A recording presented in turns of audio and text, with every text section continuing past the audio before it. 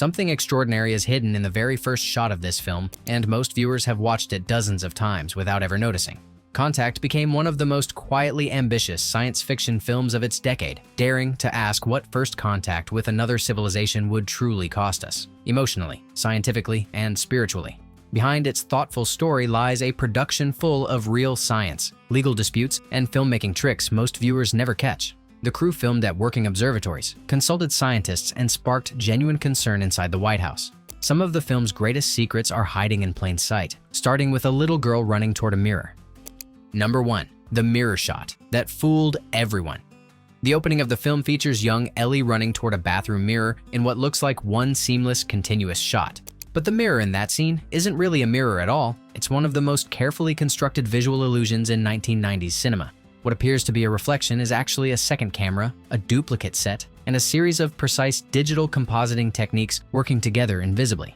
The trick is so convincing that even repeat viewers rarely question what they're seeing. Director Robert Zemeckis had a reputation for pushing visual effects into unexpected territory, and this sequence became a showcase for that ambition. The shot required 2 cameras to move in perfect synchronization. Any deviation would shatter the illusion entirely. The duplicate bathroom set had to be built as an exact mirror image, down to the placement of every prop and fixture, and the lighting on both sides had to match with almost scientific precision. The composite join was then buried inside the motion of the shot itself, making it virtually impossible to detect. What makes the trick so enduring is how emotionally invisible it feels. Audiences simply see a frightened child sprinting to get her father's medication. The urgency of that moment completely overshadows the technical achievement happening behind it. The sequence sets an important tone for everything that follows. This is a film that uses sophisticated craft not to dazzle, but to disappear. Even experienced filmmakers who revisit the scene are often genuinely surprised when they finally learn what they've been watching all along. Number 2. The opening that slowly goes silent. Few openings in the genre match what this film attempts in its very first minutes. The sequence begins above Earth and slowly travels outward through space, while radio transmissions from human history play in reverse. Rock music fading into big band retreating into wartime broadcasts, wartime dissolving into the earliest crackle of radio. The journey covers decades of human communication in under 2 minutes. Then, finally, there is nothing, pure silence stretching into the dark. The idea was rooted in genuine scientific fact. Radio waves travel outward from Earth at the speed of light, meaning the signals humanity has been broadcasting only reach so far into the universe. Beyond a certain distance, there is simply no trace that we ever existed at all. That uncomfortable reality gave the sequence its emotional weight, transforming what could have been a purely visual spectacle into something that quietly raises an existential question before a single character has spoken. Sound designer Randy Tom and director Robert Zemeckis worked carefully to ensure the fade-out felt gradual and inevitable rather than sudden or theatrical. Every layer of sound had to be peeled back at exactly the right pace to maintain the sense of vast, accumulating distance. The transition from noise to silence mirrors the film's central question. If humanity has been broadcasting itself into the cosmos for over a century, why hasn't anyone responded?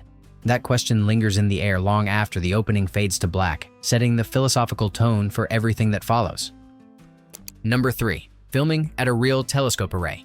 The iconic images of massive white satellite dishes stretching across a sweeping desert plain are not studio constructions or computer-generated imagery. They are entirely real. The Very Large Array in New Mexico is one of the most powerful radio observatories on Earth, and the production was granted permission to film there while the facility was actively conducting scientific research. That level of access was neither simple nor guaranteed, and it required months of careful negotiation before cameras were ever pointed at a dish. The National Science Foundation oversees the VLA, and the filmmakers had to work around a schedule that prioritized research over cinema. Coordinating the movement of the giant antennas, each one weighing over 200 tons, had to be synchronized with real observation windows. On certain days, ongoing scientific work simply took priority, and the production had to adapt. The crew also had to ensure their own radio equipment didn't interfere with the observatory's extraordinarily sensitive detection instruments. Shooting at a functioning scientific facility gave the film something no backlot could replicate: authentic scale, atmosphere, and credibility. Scientists working at the VLA occasionally appear in background shots, adding yet another layer of realism that audience members absorb without necessarily registering consciously. For the cast, working alongside actual researchers reinforced the grounded tone Zemeckis was pursuing, a science fiction story that felt less like escapism and more like a plausible, carefully considered version of tomorrow. Number 4. Invisible effects hidden in plain sight. Not every visual effect announces itself with spectacle. Some of the most technically impressive work in this production was specifically designed to go completely unnoticed, and it succeeded so thoroughly that most audiences never suspected anything unusual was happening. While viewers were absorbed in the story, the visual effects team was quietly assembling real locations, studio stages, and digital environments into shots that appeared to exist in a single continuous space.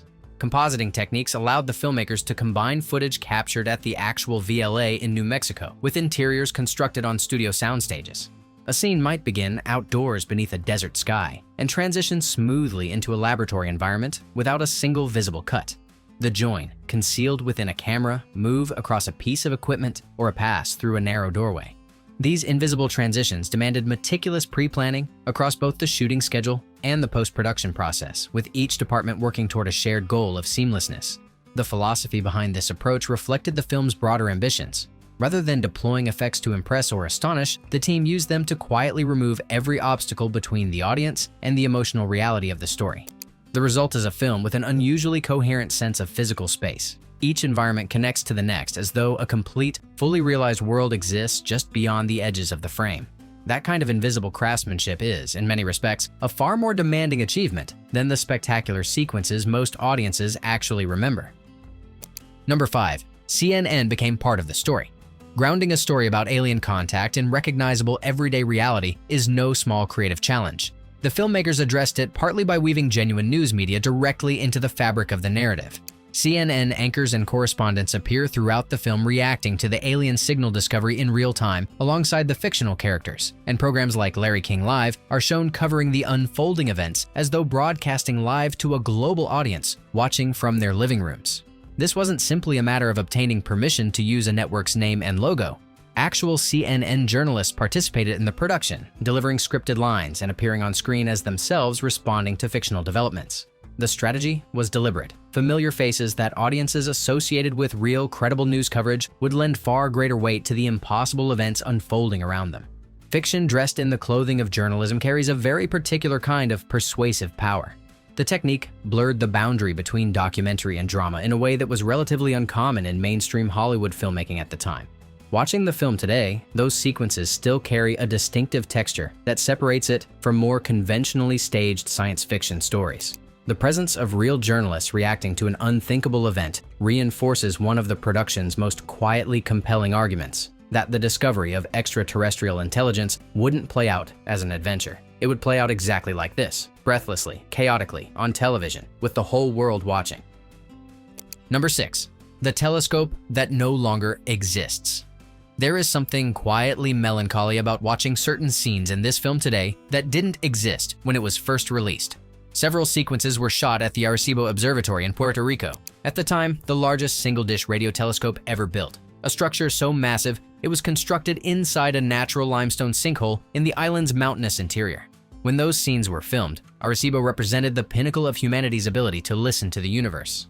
Few could have imagined what would eventually happen to it. In December 2020, following months of structural deterioration and 2 critical cable failures, the enormous receiver platform suspended above the dish came crashing down, destroying the telescope in a matter of seconds. The collapse ended over 5 decades of scientific discovery and left the global astronomy community in mourning. Arecibo had contributed to research on pulsars, near-Earth asteroids, and the search for extraterrestrial intelligence, and it was gone without warning. Because of that loss, contact now holds a significance it was never intended to carry.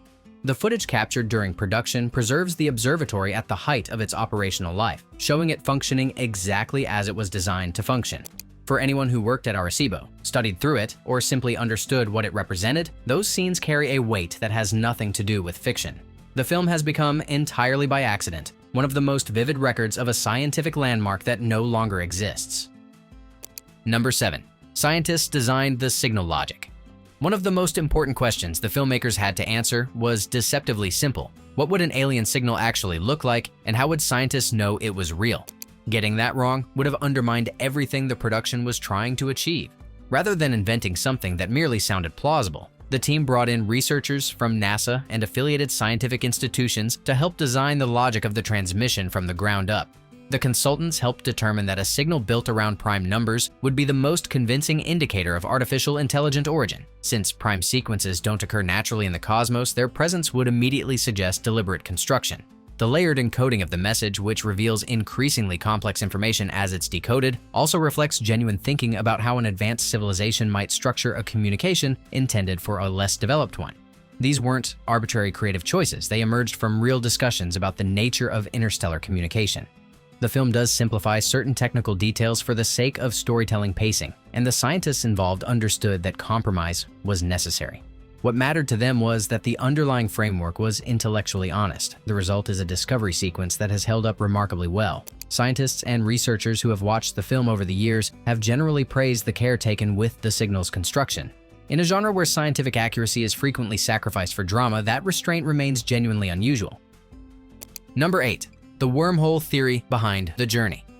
The idea of traveling vast distances across the universe in an instant has been a staple of science fiction storytelling for generations. What made the approach in this film different was its insistence on grounding that journey in legitimate theoretical physics rather than invented technology. The production reached out to Kip Thorne, a theoretical physicist at Caltech whose work on the mathematics of wormholes had already made him one of the most respected figures in his field, and who would later receive the Nobel Prize in Physics in 2017. Thorne had previously collaborated with Carl Sagan during the development of the original novel, helping ensure that the mechanism of travel described in the book had a credible scientific foundation. For the film adaptation, his ideas about traversable wormholes, theoretical tunnels through the fabric of spacetime that could theoretically connect two distant points in the universe, provided the conceptual backbone for the machine's function. The visual representation of the journey was then built outward from those theoretical principles rather than invented purely for visual effect. What audiences experience during the wormhole sequence is, of course, a dramatic interpretation rather than a scientific simulation. But the architecture of the idea, the notion that a sufficiently advanced civilization might manipulate spacetime itself to enable travel, was taken seriously at every stage of its development. That commitment gives the journey scenes a texture that distinguishes them from more conventional science fiction spectacle. The film isn't imagining faster-than-light travel as magic, it's imagining it as engineering. Number 9. The machine hid two shapes. The alien machine is one of the most visually distinctive structures in science fiction cinema, but hidden within its design is a detail that the majority of viewers miss entirely, even those who watch the film multiple times. The enormous framework that dominates the film's second half is not a single geometric concept, but two separate ones layered together deliberately. A massive dodecahedral structure, a 12-sided geometric solid, forms the outer framework, while the spherical capsule that Ellie eventually occupies sits at its center. This dual design was a direct response to Carl Sagan's original novel, which described the machine using both forms at different points without fully reconciling them into a single visual concept. Rather than choosing one shape over the other, the production designers made the decision to honor both, treating the combination as an opportunity to suggest that the alien architects were communicating through geometry itself. The dodecahedron has deep roots in mathematics and philosophy. Plato associated it with the cosmos, while the sphere represents perfection and completeness across virtually every human culture. The layering of these two forms also served a practical cinematic purpose.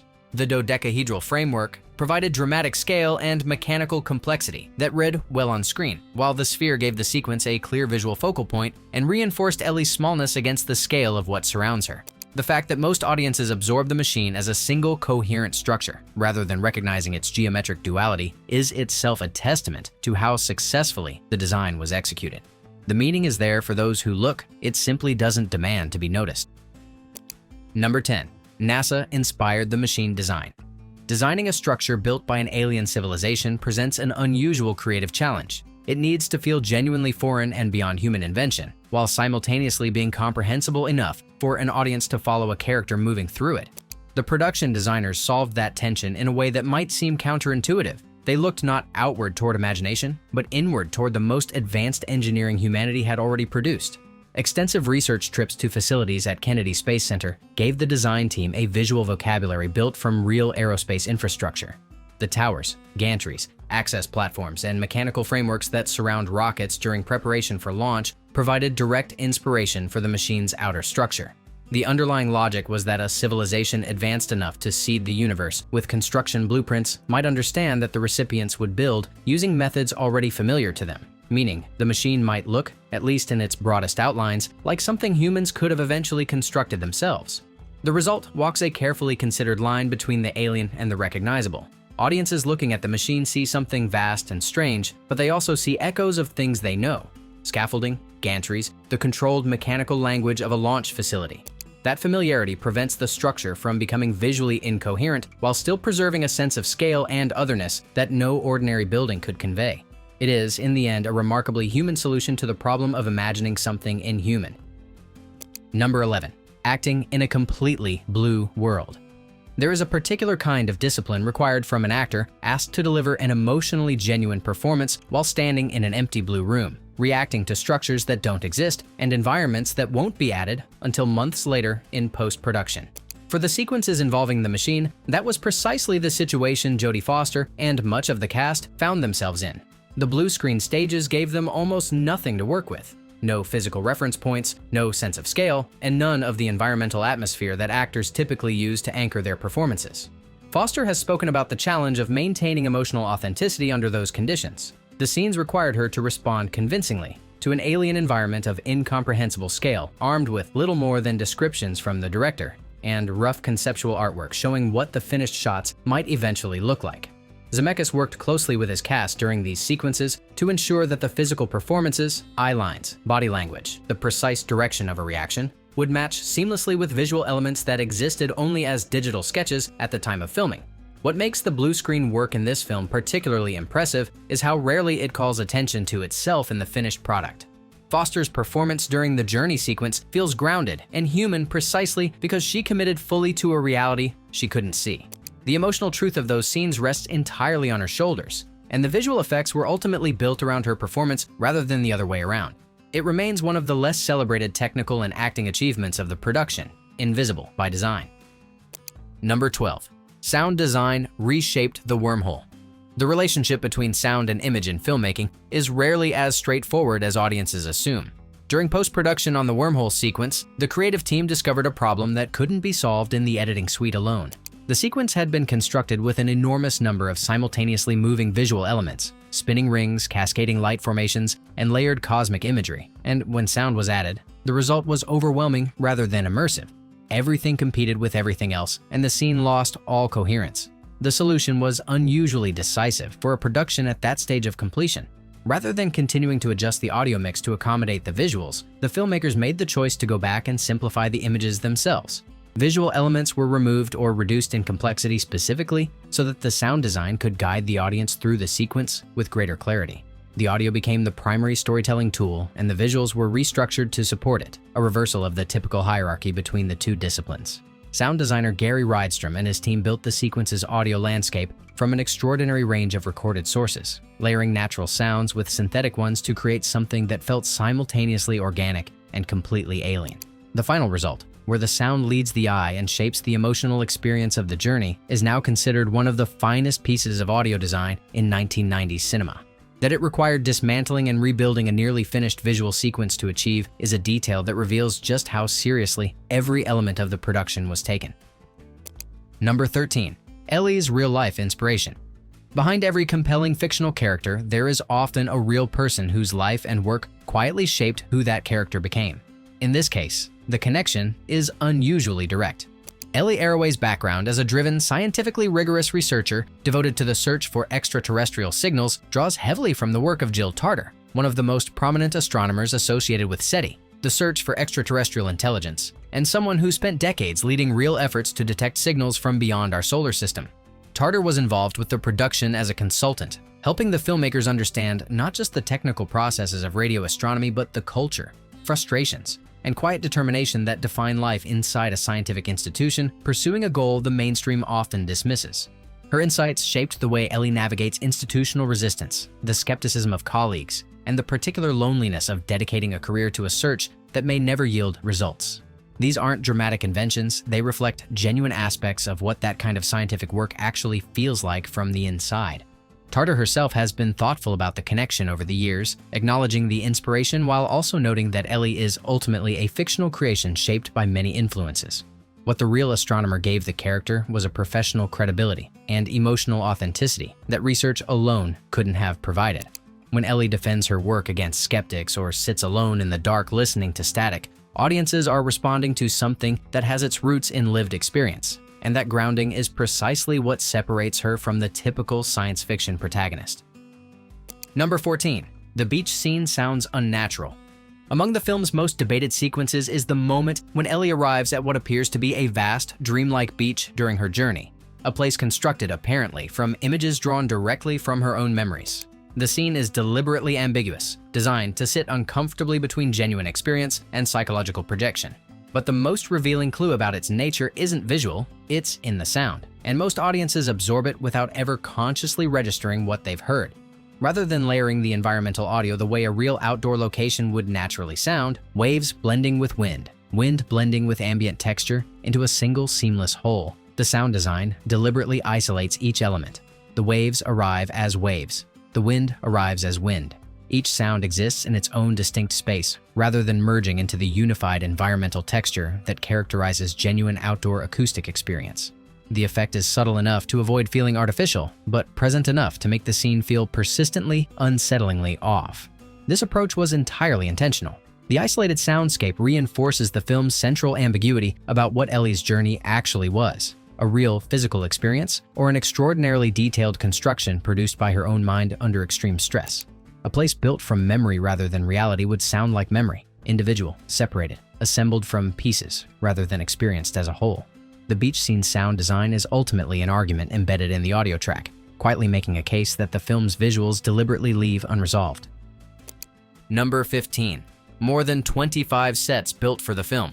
At its heart, this is a story about scientists sitting in remote locations and listening. That description might suggest a production of modest physical scale, a few telescope locations, some government offices, perhaps a handful of interior sets. The reality was considerably more demanding. The production ultimately required the construction and dressing of more than 25 individual sets, spanning environments from research facilities and classified government briefing rooms to international locations and the interior spaces of the machine itself. Each environment had to function not merely as a backdrop, but as a credible institutional reality. The government facilities needed to feel like places where actual policy decisions about extraordinary events would genuinely be made. The research stations had to carry the visual language of real science, the accumulated clutter, the specific equipment, the particular kind of organized chaos that characterizes working laboratories. Production designer Ed Verreau led a team that spent considerable time studying real facilities to ensure each environment had a specific texture rather than a generic cinematic approximation of what such places might look like. The sheer number of distinct locations serves a purpose beyond visual variety. As Ellie moves through different institutional spaces, from the open desert of the VLA to the corridors of power in Washington, the changing environments reflect the widening scope of the discovery she has made and the escalating forces competing to control it. The production design tells a parallel story about scale and consequence, reinforcing the narrative through the physical world the characters inhabit.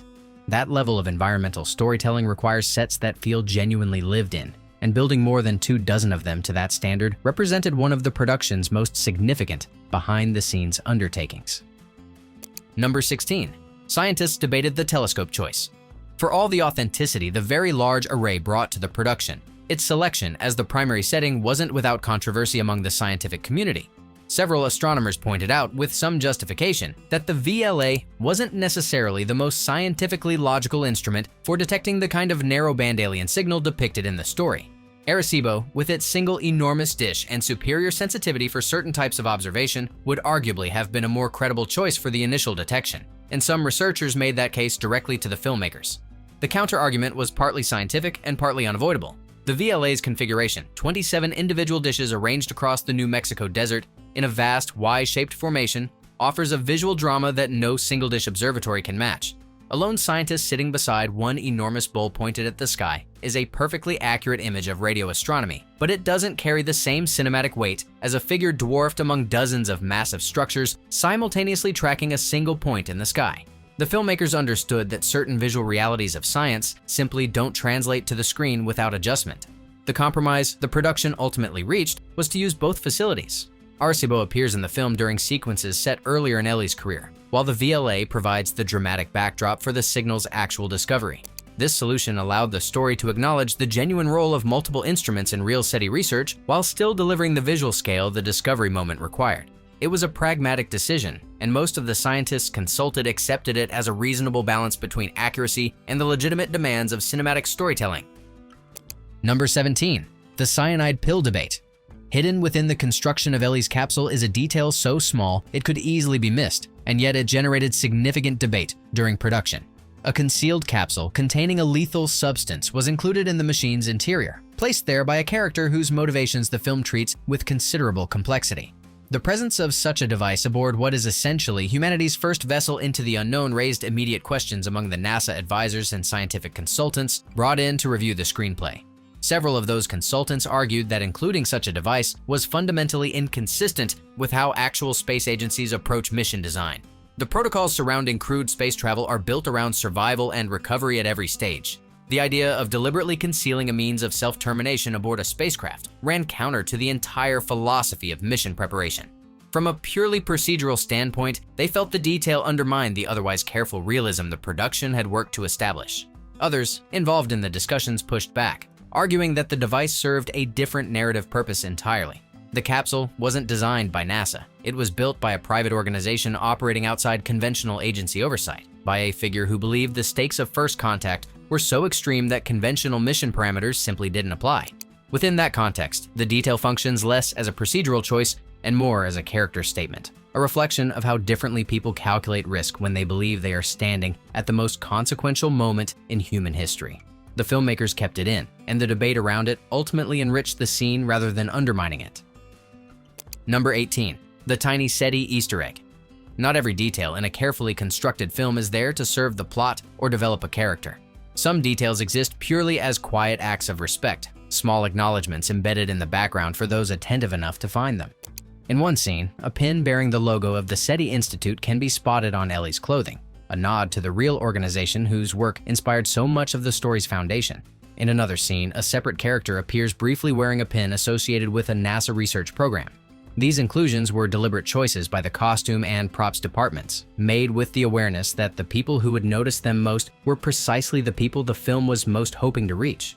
Researchers, astronomers, and science enthusiasts who recognized the logos would understand immediately that the production had done its homework, that the world of the film wasn't a Hollywood approximation of scientific culture, but something assembled with genuine knowledge of and affection for the real institutions involved.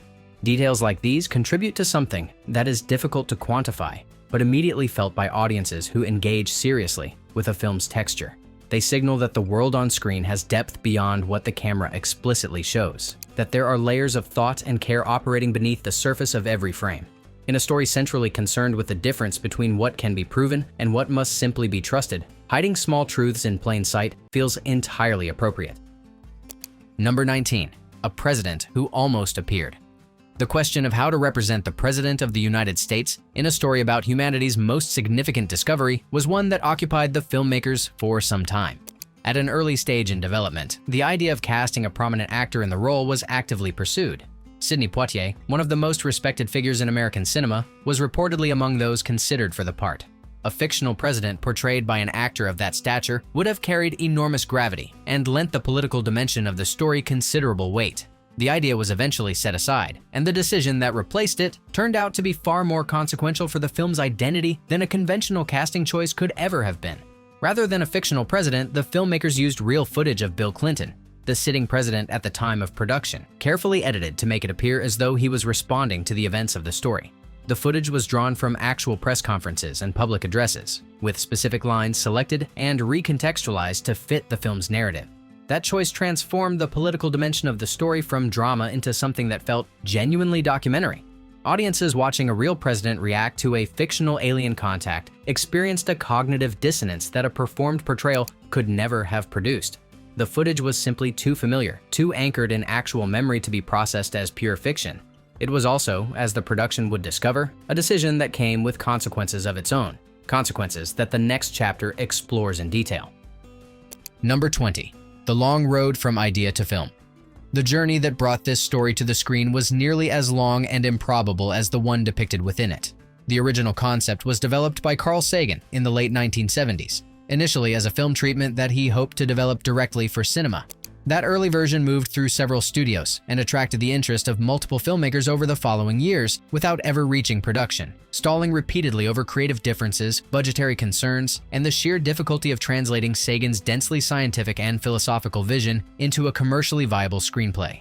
Sagan eventually transformed the concept into a novel, published in 1985, which provided the story with a fixed and fully realized form for the first time. The book's success renewed Hollywood's interest, but the path from published novel to finished film proved no less complicated. Multiple screenplay drafts were commissioned over the following decade, with different writers and directors attached at various points before Robert Zemeckis ultimately committed to the project and the production finally moved forward in the mid-1990s. By the time cameras began rolling, the story had been in various stages of development for nearly 20 years. That extended gestation shaped the final film in ways that are easy to overlook. The ideas at its core had been tested, refined, challenged, and reconsidered across 2 decades of changing cultural and scientific context, which is part of the reason they feel so thoroughly worked through on screen. Most films are conceived and produced within a few years. This one was the product of a much longer and more complicated conversation between its creator and the world he was trying to reach. Number 21. An ending that almost changed. The ending that audiences experienced in cinemas was not the only one the filmmakers considered.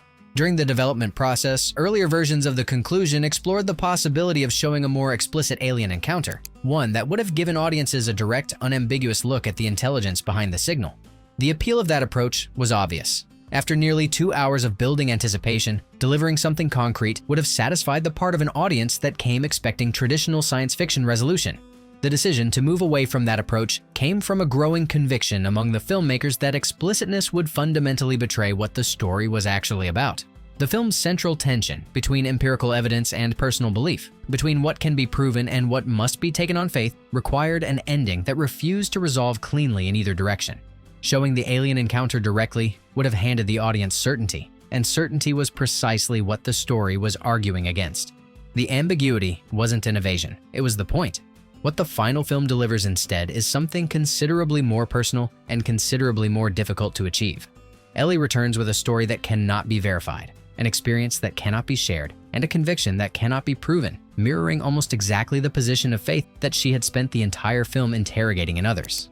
The ending asks the audience to make the same choice it asks of the characters. Decide what you believe without sufficient evidence to be certain.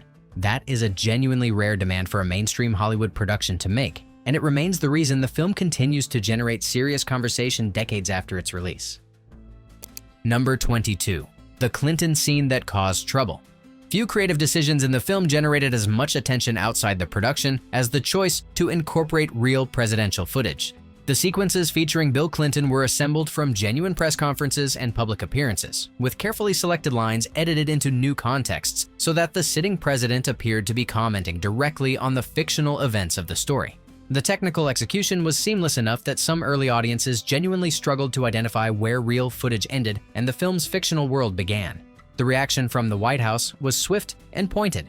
Presidential aides expressed serious concern about the use of Clinton's image and voice in a fictional context without explicit authorization, arguing that the technique blurred the line between factual record and creative invention in a way that set a troubling precedent.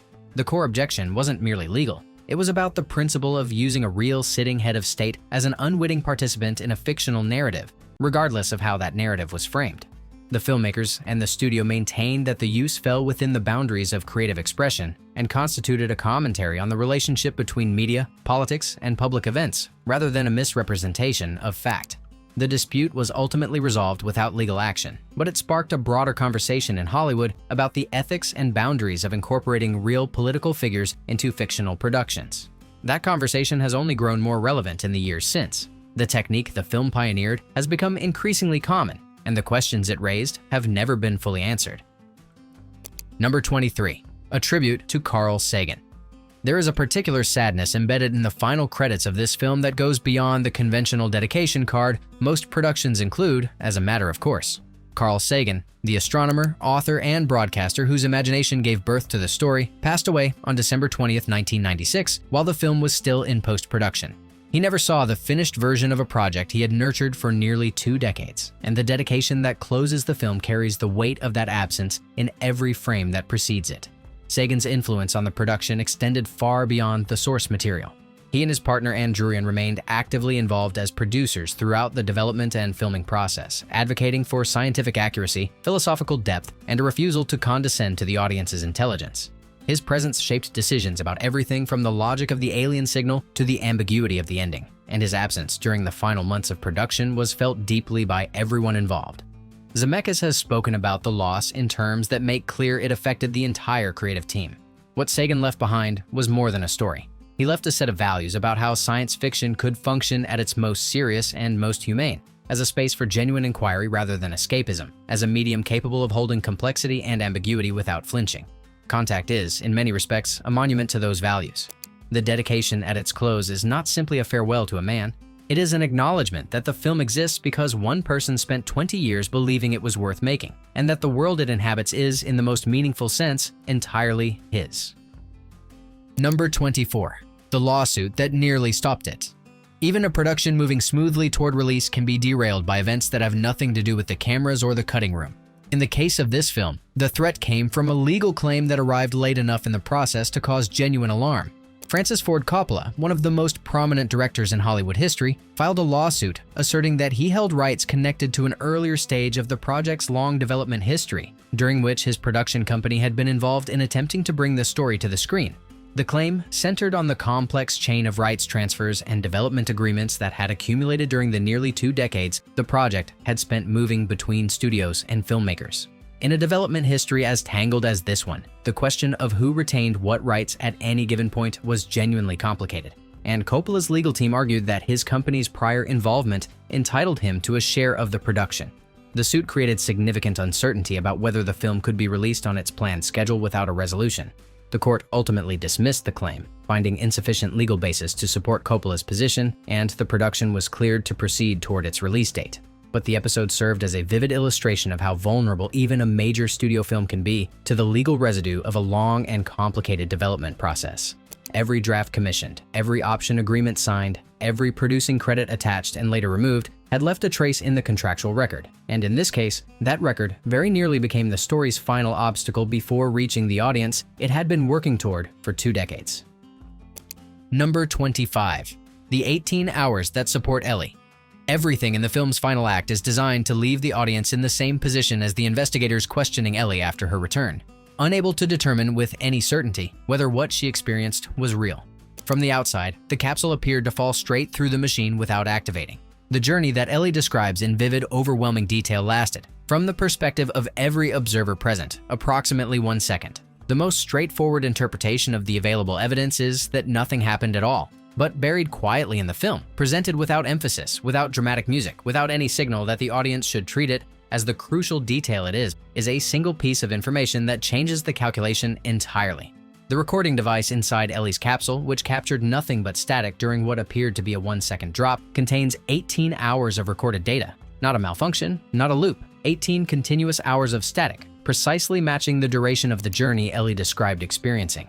The film does not linger on this. It does not present the detail as a revelation or invite the audience to feel the satisfaction of a mystery resolved. It simply places the information on screen and moves on, trusting the audience to understand what it means.